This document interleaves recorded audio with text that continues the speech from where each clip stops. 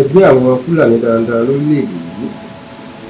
ìyẹn Miyetti Allah Kautal Hall. Ẹgbẹ́ àwọn Fúlàní darandaran lórílẹ̀‐èdè yìí ìyẹn Miyetti Allah Kautal Hall wọ́n ti kéde pé olùdíje fún ipò ààrẹ ti ẹgbẹ́ òṣèlú APC ìyẹn Aṣíwájú Bọ́lá Ahmed Tinubu ni àwọn yóò ṣàtìlẹ́yìn fún láti di ààrẹ nínú ìdìbò oṣù kejì ọdún 2023. Akọ̀wé àgbà ẹgbẹ́ yìí ìyẹn Alhaji Salih Alhassan ló fi àtẹ̀jáde síta lọ́sẹ̀ tó kọjá yìí pé àwọn ti bá Tinubu àti igbákejì rẹ̀ ìyẹn sẹ́nẹ́tọ̀ Shetima Kashima àwọn ti bá wọn ṣèpàdé. Tinubu sì fi fọkàn wọn balẹ̀ pé àwọn yóò gba ilẹ̀ tí ààrẹ Muhammadu Buhari kò rí gbà fún àwọn káàkiri Nàìjíríà, òun yóò gbà fún àwọn bóun bá ti di ààrẹ ọdún tó ń bọ̀. Alhaji Salih Alhassan ní Tinubu ti fi gbogbo àwọn Fúlàní dáadáa lọ́kàn balẹ̀ wípé kò ní sí ìjà láàrin àgbà àti Fúlàní náà,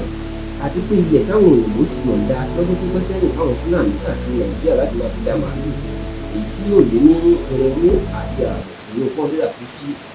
grazing routes ní Tinubu ti sọ fún àwọn pé òun yóò fún àwọn padà. Inú kó gbogbo ilẹ̀ tó wà ní Nàìjíríà ní ilẹ̀ Ìgbò, ilẹ̀ Yorùbá àti ilẹ̀ Haúsá òun Tinubu yóò gba ilẹ̀ fún àwọn táwọn yóò fi máa dá màálù.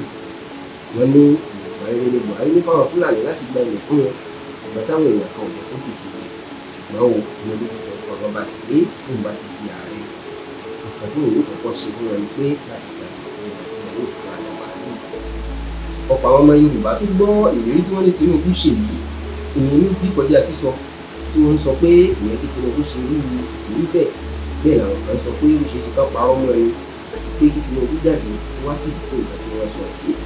Ṣùgbọ́n àwọn ọmọlẹ́yìn Tinubu sọ pé ó ṣeé ṣe kí Tinubu ṣèlérí bẹ́ẹ̀ ṣùgbọ́n tó jẹ́ pé ìrírí irọ́ láti fi dé ìgbìmọ̀ wá tó bá débẹ̀ tán ìgbìmọ̀ ìgbìmọ̀ fún àwọn Fúlàní àti dásìkò bá ṣe àkójọpọ̀ ìrírí tán. Tinubu kò tí ì fèsì bóyá lóòótọ́ ló ṣèlérí láti gba ìlú fáwọn Fúlàní tàbí bẹ́ẹ̀ kọ́. Tó pa àwọn ọmọ Yorùbá sọ fún pé tó bá jẹ́ pé òṣìṣẹ́ ṣe fún wa lóòótọ́ ni nítorí kúrò lọ́kàn nítorí pé òun yóò da ìgbìmọ̀ ẹ̀rọ bàbá àwọn fún Fúlàní kankan.